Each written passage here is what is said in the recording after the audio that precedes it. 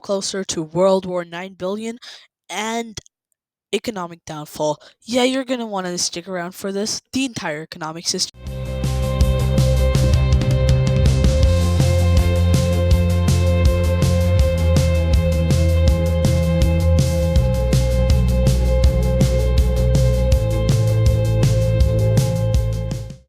All right, yeah, welcome back. This video is gonna be absolutely crazy.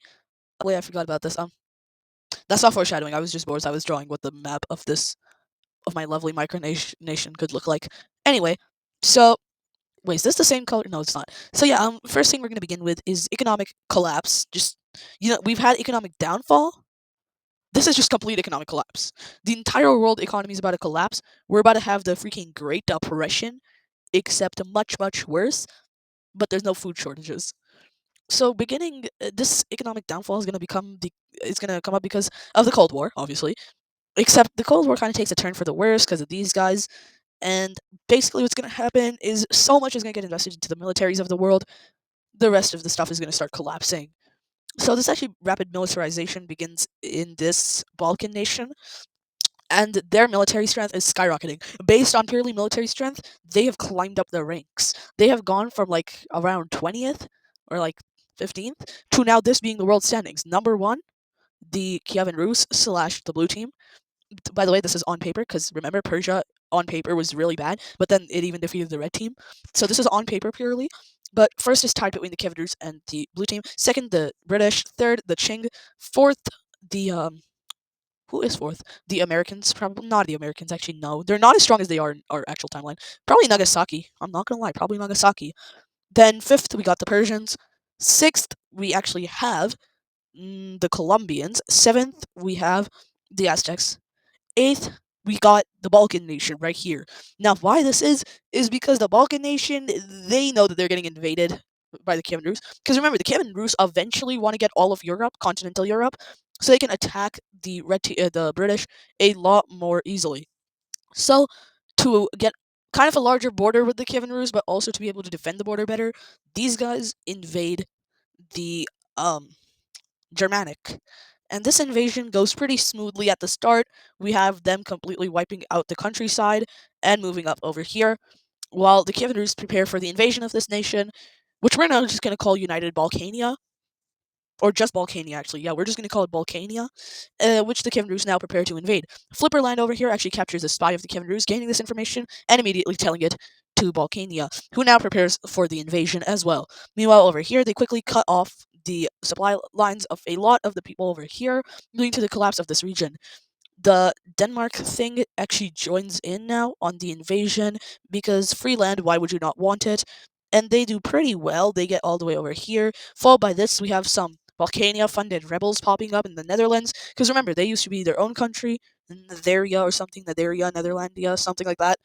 Anyway, they're going to probably come back. Meanwhile, Balkania continues their invasion, eventually reaching the border over here and then cutting off the Danish. And now they have encircled Germania, Germanic Republic, completely and eventually do destroy it. Now let's look at the peace treaty. Alright, so we have a puppeted now Germania, which is completely puppeted by the Balkanians, who also now have annexed a lot of land. The Danish got a little bit of land, and we now have a new country called the Nether. Literally the Nether from Minecraft. Why it's called the Nether is because in this invasion they kind of burnt and destroyed the entirety of the land over here, and so not only are they in severe debt to both the French and the Balkanians, they're also on the verge of once again going through a revolution, which is funny because they're the reason they exist is a revolution. But it's basically because of these guys called the Belgians, not the Belgium, not Belgium, Belgian. They it's basically a bunch of people who kind of go like this.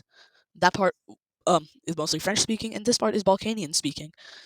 So that's kind of the situation here. Eventually, these guys do come to a consensus with the French speaking part, basically saying, "How about this? You abandon any like real claims to Belgian, not Belgium, and just here we'll give you to the French." The French agree, and this is now given over to the French Anglo, whatever their name is, Republic. And now the other side is like Balkania wants it. They're not going to get it yet. Meanwhile, World War 7 billion. We're just gonna say World War III for our purposes, but at this point, this is like 7 billion.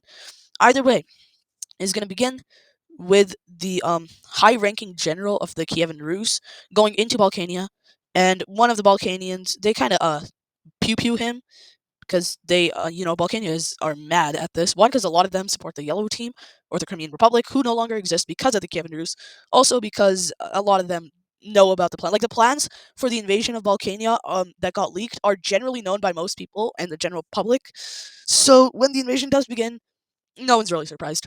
And the Kievan Rus didn't even bother to change the plans themselves. They went along with the plans they had made, which still work. I mean, but as you're gonna see, they should not have done this, as eventually this thing, which was supposed to cut off right here and then encircle and destroy the rest of the Balkanians, does kind of go to plan.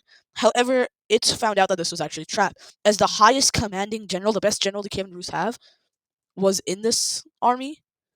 And so once he leads the charge here, the Kievan Rus obviously don't really want this line to get destroyed because he exists, and if he's captured, then the Kievan Rus are so screwed.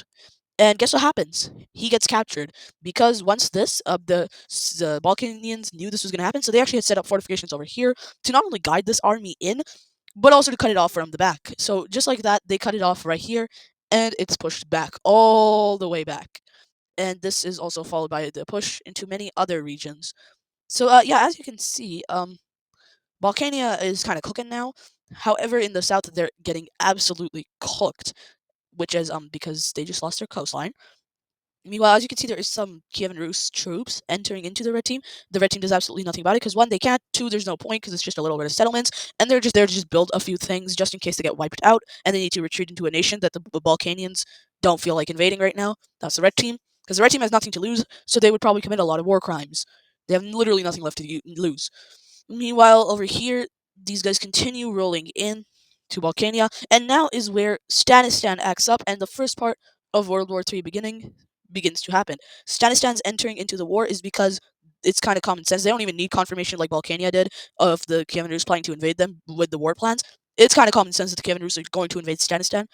So Stanistan, they take this opportunity to, by themselves and alongside the Serbians, begin the invasion of the Kievan Rus. So with Siberia and the Stanistanis now invading, the Caspians slash the Red Team take this moment to basically tell the Kievan Rus what they want back from the Kievan Rus that they have lost, and that is a lot of things, such as the Red Team wanting this stuff, kind of. The Caspians want this stuff. It goes around my beautiful micronation. However, Stanistan kind of says no because all their military is like right here. So if these two were to ever say anything, they get absolutely bashed. Meanwhile, Stanistan, they sent a lot of army up here to capture this giant region, which has a very big military base of the Kievan Rus. But not only that, it also has one of their best acting generals in the entirety of their eastern front there. So once he's captured, the Siberians do extremely well. They just push all the way here because he personally hates the Siberian nation because he kind of got he was one of the people who were at the front lines of some of the border skirmishes back when he was just a troop from the Siberians. So he kind of hates them, like absolutely despises them. Anyway, Stanistan continues their invasion, capturing another chunk of land. And with this, they decide to focus a little bit more over here as well, moving in right here, where they capture a large amount of stuff like that, and they get over here. However, that's pretty much it, where they stop, and now decide to connect these two front lines much better than they were connected before. After this, they set up defense lines and get the Siberians to do the same. However, the Siberians do want to get a little bit more land, which they eventually do, capturing all of that. And after its collapse into Siberian hands, the Siberians now also set up their own defense line. Over here, we have the Kievan Rus now getting extremely worried and do begin negotiations with many, many countries that will be revealed after this war to join in on their alliance and helping back. Meanwhile, you might be wondering where their alliance actually is and why they're not helping. None of these regions are populated. They're all military bases. So no one actually cares enough to help, and then these guys, they're just full on going guerrilla strats from Vietnam in our timeline. They're not actually fighting the war. They're just running away and draining resources of the Kievan Rus. So no one sees fit to waste their own military strength doing this. However, the Mughals and the Gold Coast do collaborate with the rest of the team, but they're the real leaders of this project who give sanctions on all the teams that the Kievan Rus is at war with. Back over here, the French, Anglo-Saxon nation or whatever, they give these guys an honorary like thing to become a part of this team color thing. However, the Balkanians, they're not going to let this slide, and they, to stop France from further gaining influence over the Netherlands thing, just kind of declare war, and that goes very, very successfully, as well, the Netherlands are completely occupied. However, that's followed by these guys and their entire alliance declaring war on the Balkanians. Very quickly, the French get absolutely destroyed. The Italians do nothing because the Alps. But after getting pushed way, way back, the British, they decide to intervene because although they were using this as a proxy war to weaken the Kievan Rus, they're also not going to let a country this close to them get absolutely bombed. So they declare war, go to Copenhagen, blow a bunch of stuff up, get military access, and then go in here, cause a bunch of chaos, get these guys to rebel. They rebel, and then we have further pushes into the Balkanians. However, the Balkanians are the Balkanians, and they always pull out on top somehow. So they're going to, oh god, let's go back over here. So they're going to completely push out the Kievan Rus, but also, which is followed by these guys absolutely pushing out the Kievan Rus, and then also signing a peace treaty with the Kievan Rus, because now they're in a revolution against the Kievan Rus' enemy. It's weird and confusing. However, these guys now declare war, and they completely push in, capture all this territory, bombard a bunch of stuff in Denmark, just like the British, get the British military out, and then the British, they're going to respond to this by going to Denmark, blowing a bunch of stuff up, and getting their military access back. Over here, the Greeks, they start their own front into Balkania, and they do very well in this front. However, they are eventually stopped by Kievan Rus forces, who have again did a spearhead over here, but also captured a bunch of land right here. It is important to note that Kievan Rus's own military land gains will be probably very, very few in this, as it's mostly going to be creating new puppet states that are going to follow them in their wars, because they kind of want to defend their border up now. Back over here, Balkania continues their invasion and eventually gets into Italy, capturing a bunch of stuff, but then just locking down the front line, because these guys have somewhat similar culture and they really don't want to fight each other, the people at least, the governments do. Back over here, we have the Kievan Rus beginning peace negotiations with these guys, and over here we have Balkania now continuing to get absolutely swatted until over here where the Kievan Rus capture a bunch of land, leading to the crumble of this entire defense structure of the Balkanians, and then the Italians begin their own invasion over here, throwing away their strategy of peacefulness and completely destroying the Balkanians' front. After British supports arrive, the French also completely recover all their territories. Following this, they push in, capturing a lot of things, and eventually all the way over here they come, and then meet up with the Kievan Rus who captured this stuff. And with this, peace treaty time. Alright, so as we can see, a lot changed. The Italians, they got a little bit thicker over here, they annexed a bunch of land. Same with the Greek right here. Oh, no, right here. Then we have three new countries. This is called Transylvania, this is called uh, the Republic of Budapest, and this is called Central Balkania. Um, the French, still the French. We're actually going to move this dot right here up here, and then delete this one. They're still going to exist. Also, as you can see, all three of these are allies of these guys. They're more puppets, so we're going to just get this thing over here and quickly highlight the fact that they are absolute puppet states.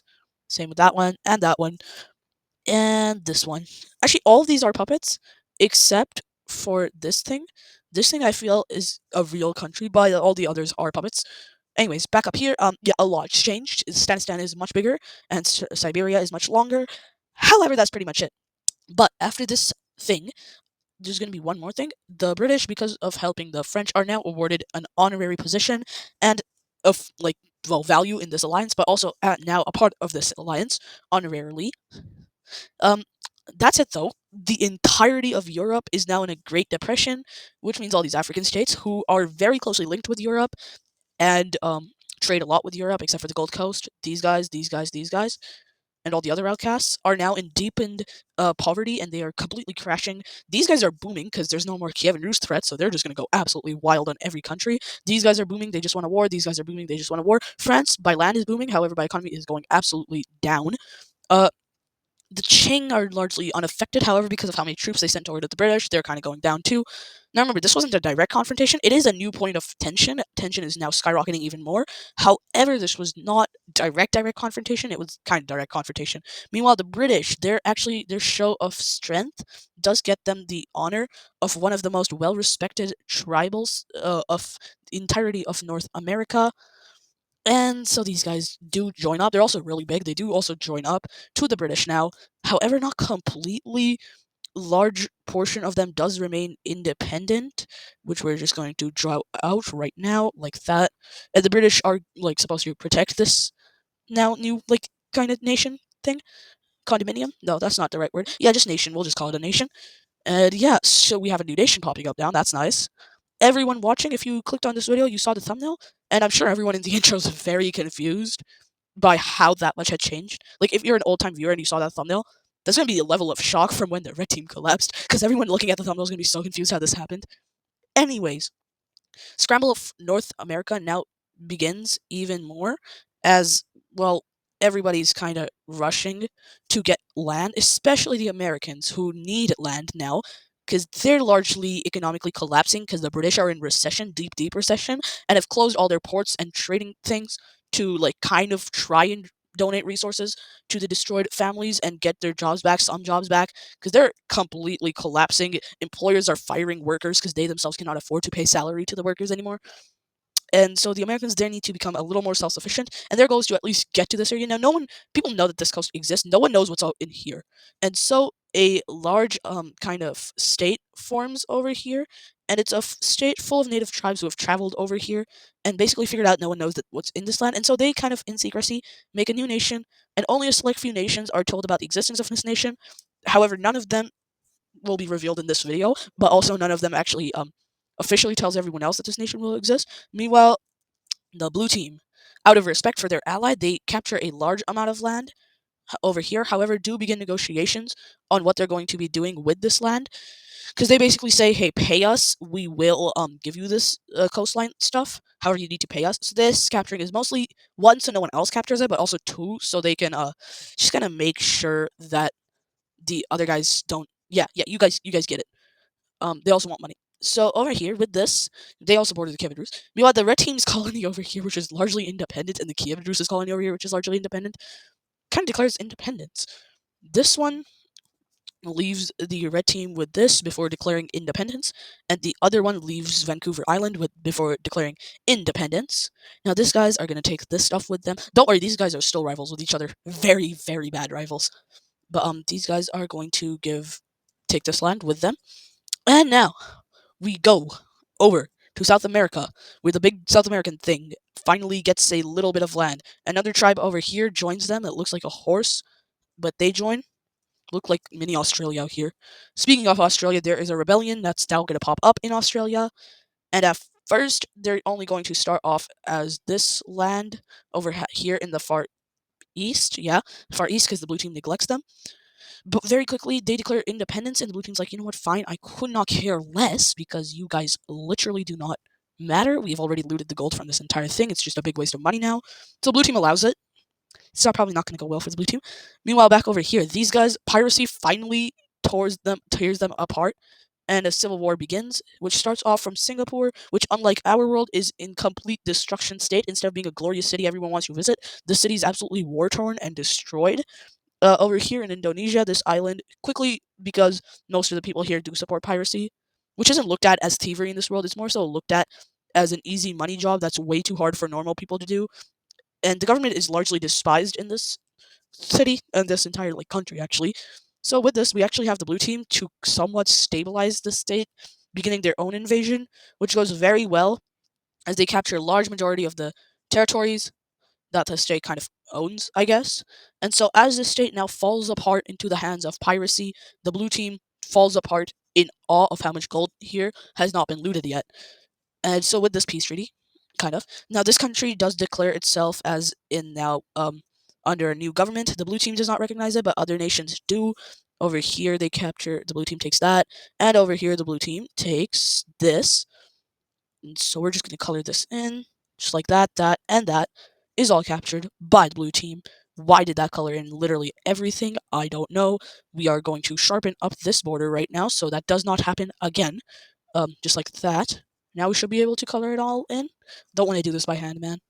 Okay, what? Why do you do this to me? Why? I have to color all of this, bruh. So we do that really quickly, and now we're going to do that. Now we should be able to color this all in, hopefully. Yes. Same with this, please. Please, no, okay. Alright, I take personal offense. Explaining the lore though while I do this, the pirates, they claim themselves the leader of this new republic. The blue team does not recognize it, the Qing do, and so does the Achaemenids. Meanwhile, we actually have a secretive announcement now regarding developing sites in the Cold War. Remember how the blue team pulled out last episode from the big British alliance? Well, they actually formed their own alliance now, which is going to have the entirety. Wait, I just realized I colored the wrong sides in this. No, this is independent. This is the blue team, which is going to color in literally everything. God damn it, man. So yeah, the blue team, they themselves now create a new alliance with a bunch of other nations like the Aztecs, who are kind of like kicked out from society by most nations. And so with this, they are going to do very well in this alliance because like-minded nations, they all hate the British. They all want to be on the British's team, but hate the British because they like the other people on that team. They all don't really like the Kievan Rus. And so remember when I said in the beginning of this Cold War aspect, in this like Cold War side saga thing, how there was going to be a third side? Well, this is your, ladies and gentlemen, third side. This is going to be that third side. So we're going to color these guys in by taking this color and making it green. Yeah, green. Okay, this is nice color, I guess. So yeah, the blue team now fully retracts from the whatever their name was, the British side. Now full retraction, creating their own team. And with this, we have a lot of nations joining. First nation to join is going to be the Aztecs. Where are they? Right now, the Aztecs, introducing to you the Aztecs. They're going to join. Then, secondly, we're going to have these guys over here wanting to join. They're going to apply. They're not going to get accepted yet. We have Madagascar joining, which is the first thing Madagascar has done in a long time. The Achaemenids join. These guys apply but have not been accepted. We're actually going to hold up. We're actually going to color these guys in. They haven't been accepted yet, so we're going to circle this like that with yellow, which marks people who have applied but not yet accepted. Right here, these guys also have applied but have not yet been accepted. So we're going to do the same thing with them. I quickly highlight them like that. So these guys are currently in application, and that's pretty much it. The world is deeply divided from within. Ooh, and one more person, the Caspians. They're also going. Well, no, the Caspians, I just remembered, are kind of a puppet over here. They're actually going to join in on the Kievan Rus' alliance. Because remember, the Kievan Rus actually has a lot of influence in here because of the war with Persia the Caspia had a long time ago. So, yeah, they're going to actually join the Kievan Rus. Anyways, with that, I hope you guys enjoyed. The world is falling apart. We are approaching episode 30, which, if you remember, is going to be when the Cold War ends and a new world order begins. So, with that, I hope you enjoyed. Have a nice day. Go watch another video, like and subscribe. Goodbye.